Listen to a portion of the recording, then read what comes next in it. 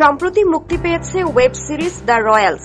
দর্শকদের মধ্যে সেভাবে সাড়া ফেলতে পারেনি সিরিজটি। সমালোচকদের মতে ওটিটিতে এমন বিদেশি সিরিজ বহু রয়েছে, তবে অভিনেতা ঈশান খট্টরের অভিনয় প্রশংসিত হচ্ছে। কিন্তু সিরিজের নায়িকা ভূমি পেডনেকরের চেয়ে তার ঠোঁট নিয়ে আলোচনা হচ্ছে বেশি। পর্দায় নাকি ভূমির চেয়ে তার ঠোঁটই বেশি নজর কেড়েছে।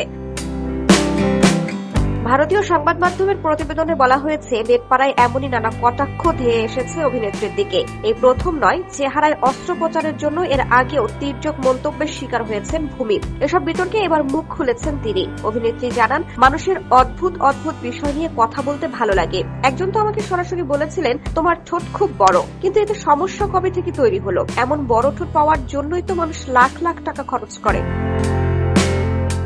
ঠোঁট নিয়ে ভূমির এই মন্তব্য ছড়িয়ে পড়েছিল, তারপরেও কটাক্ষের শিকার হয়েছিলেন তিনি। দ্য রয়্যাল সিরিজে ঈশানের বিপরীতে অভিনয় করেছেন ভূমি। এই প্রথমবার জুটি বাঁধলেন তারা, তাই প্রথম থেকেই তাদের রসায়ন নিয়ে কৌতূহল তৈরি হয়েছিল দর্শকদের মধ্যে।